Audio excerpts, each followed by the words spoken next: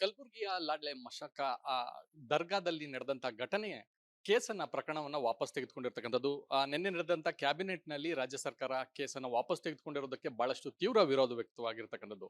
ನಮ್ಮ ಜೊತೆ ಈ ಬಗ್ಗೆ ಮಾತನಾಡಲಿಕ್ಕೆ ಶಾಸಕರಾದಂತ ಸುನಿಲ್ ಕುಮಾರ್ ಅವರು ಇದ್ದಾರೆ. ಅವ್ರನ್ನ ಮಾತಾಡ್ಸ್ತಾ ಹೋಗ್ತೀನಿ. ಸರ್, ಎಲ್ಲೋ ಒಂದ್ ಕಡೆ ಬಹಳ ಹಿಂದಿನಿಂದಲೂ ಕೂಡ ನೋಡ್ತಾ ಬಂದಿದೀವಿ, ಅನೇಕ ಪ್ರಕರಣಗಳನ್ನ ಓಲೈಕೆ ಕಾರಣಕ್ಕಾಗಿ ತೆಗೆದುಕೊಳ್ತಾ ಇದ್ದಾರೆ ಅನ್ನೋಂಥದ್ದು ಆರೋಪವನ್ನು ಮಾಡ್ತಾ ಇದ್ದಾರೆ. ಈ ಪ್ರಕರಣದಲ್ಲೂ ಕೂಡ ಅದೇ ರೀತಿ 1 ವರ್ಷ ಆಗೇ ಇಲ್ಲ, ಆಗ್ಲೇ ಪ್ರಕರಣವನ್ನು ವಾಪಸ್ ತೆಗೆದುಕೊಂಡಿದ್ದಾರೆ. ಇದನ್ನ ಯಾವ ರೀತಿಯಾಗಿ ತಾವು ನೋಡ್ತೀರಾ ಸರ್? ನೋಡಿ, ರೈತ ಪರವಾದಂಥ ಹೋರಾಟ, ದಲಿತ ಪರವಾದಂಥ ಹೋರಾಟ, ಕನ್ನಡ ಪರವಾದಂಥ ಹೋರಾಟ. ರಾಜ್ಯದ ಹಿತದೃಷ್ಟಿಯಿಂದ ಯಾವ ಹೋರಾಟಗಳನ್ನು ಮಾಡ್ತಾರೋ ಆ ಎಲ್ಲ ಹೋರಾಟಗಳಿಗೆ ಸಂಬಂಧಪಟ್ಟಂಥ ಕೇಸುಗಳನ್ನು ಯಾವ ಸರ್ಕಾರಗಳು, ಎಲ್ಲ ಸರ್ಕಾರಗಳು ಕೂಡ ವಾಪಸ್ ತೆಗೆದುಕೊಂಡಂಥ ಉದಾಹರಣೆಗಳಿದೆ. ಆದರೆ ಕೋಮುಗಲಭೆಯನ್ನೇ ಸೃಷ್ಟಿ ಮಾಡಬೇಕು ಅನ್ನುವಂಥದ್ದು, ಸರ್ಕಾರಿ ವ್ಯವಸ್ಥೆಯನ್ನು ಹಾನಿಗೊಳಿಸಬೇಕು ಅನ್ನುವಂಥ ಗಲಭೆಗಳೇನು ನಡೆದಿತ್ತು ಅದನ್ನು ವಾಪಸ್ ತೆಗೆದುಕೊಂಡಿರುವಂಥದ್ದು ಸರಿಯಲ್ಲ.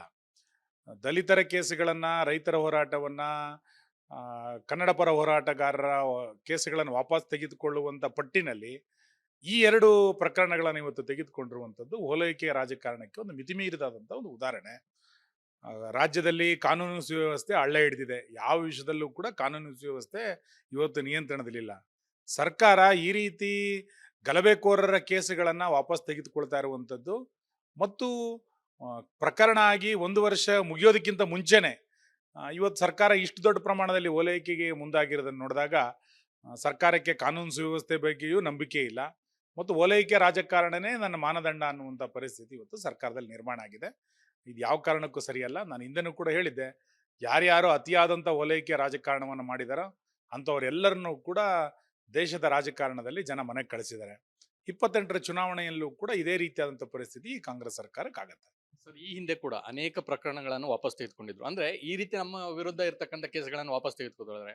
ಸೊ ಹಾಗಾಗಿ ನಾವು ಮುಂದುವರ್ಸೋಣ ಈ ರೀತಿಯಾದಂಥ ಪ್ರಕರಣಗಳನ್ನ ಅಥವಾ ಈ ತರ ಗಲಭೆಗಳನ್ನ ಅನ್ನುವಂಥದ್ದು ಕುಮ್ಮಕ್ಕಾಗೋದಿಲ್ವಾ ಅನ್ನೋದು? ಅಲ್ಲ, ಒಂದು ಕಡೆ ಮುಸಲ್ಮಾನರಿಗೆ ಸಂಬಂಧಪಟ್ಟಂತ ಓಲೈಕೆ ರಾಜಕಾರಣಕ್ಕೆ ಅಥವಾ ಮುಸಲ್ಮಾನರ ವೋಟ್ ಬ್ಯಾಂಕ್ ಅನ್ನ ಗಟ್ಟಿಗೊಳಿಸ್ಲಿಕ್ಕೋಸ್ಕರ ಈ ರೀತಿಯಾದಂಥ ಪ್ರಕರಣಗಳನ್ನ ತೆಗೆಯೋದ್ರ ಜೊತೆನಲ್ಲಿ ಅಂತ ಅಪರಾಧಿಗಳನ್ನ ಸರ್ಕಾರವೇ ಪೋಷಿಸುವಂತ ರೀತಿಯಲ್ಲಿ ಈ ಪ್ರಕರಣಗಳು ನಡೆದಿದೆ. ಸರ್ಕಾರ ಯಾರು ಗಲಭೆಗಳನ್ನ ಮಾಡ್ತಾರೆ ಅಂಥವ್ರ ಮೇಲೆ ಕಟ್ಟುನಿಟ್ಟಾದಂಥ ಜಾರಿಗಳನ್ನ ತೆಗೆದುಕೊಳ್ಬೇಕು. ಇವತ್ತು ಯಾರೋ ಭಾಷಣಕಾರರ ಮೇಲೆ ಸರ್ಕಾರ ಮೊಕದ್ದಮೆಗಳನ್ನ ಹಾಕೋದು, ಫೇಸ್ಬುಕ್ಗಳ ಮೇಲೆ ಪ್ರಕರಣಗಳನ್ನ ಹಾಕುವಂಥದ್ದು ಇವೆಲ್ಲ ನೋಡಿದೀವಿ. ಅದೆಲ್ಲದನ್ನೂ ಕೂಡ ಒಂದು ಕಡೆ, ಇನ್ನೊಂದು ಕಡೆ ಗಲಭೆಕೋರರ ಕೇಸನ್ನು ವಾಪಸ್ ತೆಗೆದುಕೊಳ್ಳುವಂಥ ಪ್ರವೃತ್ತಿಯನ್ನು ಮಾಡ್ತೀವಿ ಅಂತಂದ್ರೆ ಸರ್ಕಾರದ ಆದ್ಯತೆ ಸ್ಪಷ್ಟ ಇದೆ. ಹಿಂದೂಗಳನ್ನ ದಮನ ಮಾಡೋದು, ಮುಸಲ್ಮಾನರನ್ನ ಓಲೈಕೆ ಮಾಡೋದು ಈ ಸರ್ಕಾರದ ಮಾನದಂಡ. ಇದಿಷ್ಟು ಶಾಸಕರಾದಂತ ಸುನಿಲ್ ಕುಮಾರ್ ಅವರ ಮಾತು. ಕ್ಯಾಮ್ ಪರ್ಸನ್ ಮಧು ಜೊತೆ ಚಂದ್ರಶೇಖರ್, ರಿಪಬ್ಲಿಕ್ ಕನ್ನಡ, ಬೆಂಗಳೂರು. ಕಲಬುರಗಿಯಲ್ಲಿ ನಡೆದಂತ ಮಸ್ತಾಕ್ ದರ್ಗಾ ಗಲಭೆ ಪ್ರಕರಣಕ್ಕೆ ಸಂಬಂಧಪಟ್ಟಂತೆ ಕೇಸನ್ನ ರಾಜ್ಯ ಸರ್ಕಾರ ವಾಪಸ್ ತೆಗೆದುಕೊಂಡಿದೆ. ಕ್ಯಾಬಿನೆಟ್ ನಲ್ಲಿ ಇಟ್ಟು ಈ ಪ್ರಕರಣವನ್ನು ವಾಪಸ್ ತೆಗೆದುಕೊಂಡಿರೋದ್ರ ಬಗ್ಗೆ ಮಾತನಾಡಲಿಕ್ಕೆ ನಮ್ಮ ಜೊತೆ ಮಾಜಿ ಸಚಿವರು ಶಾಸಕರಾದಂತ ಸಿ ಪಾಟೀಲ್ ಅವರಿದ್ದಾರೆ. ಅವ್ರನ್ನ ಮಾತಾಡ್ತಾ ಹೋಗ್ತೀನಿ. ಸರ್, ತಾವು ಈ ಪ್ರಕರಣವನ್ನ ಯಾವ ರೀತಿಯಾಗಿ ನೋಡ್ತೀರಾ? ಯಾಕಂದ್ರೆ 1 ವರ್ಷ ಆಗಿಲ್ಲ, ಈ ಪ್ರಕರಣವನ್ನು ವಾಪಸ್ ತೆಗೆದುಕೊಂಡಿದ್ದಾರೆ. ಈ ರೀತಿಯ ನಡೆ ಮಾಡ್ತಾ ಇರುವಂತದ್ದು ಸನ್ಮಾನ್ಯ ಸಿದ್ದರಾಮಯ್ಯ ನೇತೃತ್ವದ ಸರ್ಕಾರ ಇದು ಮೊದಲನೇ ಬಾರಿ ಏನಲ್ಲ.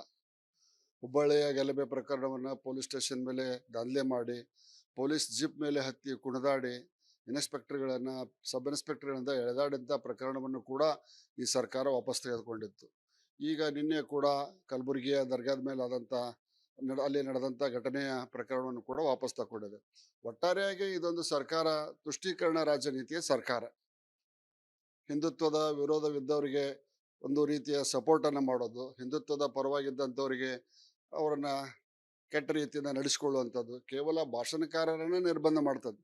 ಸ್ವಾಮಿಗಳನ್ನು ಸಹಿತ ನಿರ್ಬಂಧ ಮಾಡುವಂಥ ಕೆಲಸವನ್ನು ಮಾಡಿದರು. ಕೆನರೆ ಮಠದ ಶ್ರೀಗಳ ಭಾಷಣವನ್ನು ಕೂಡ ನಿರ್ಬಂಧ ಮಾಡುವಂಥ ಇದನ್ನು ಮಾಡಿದರು.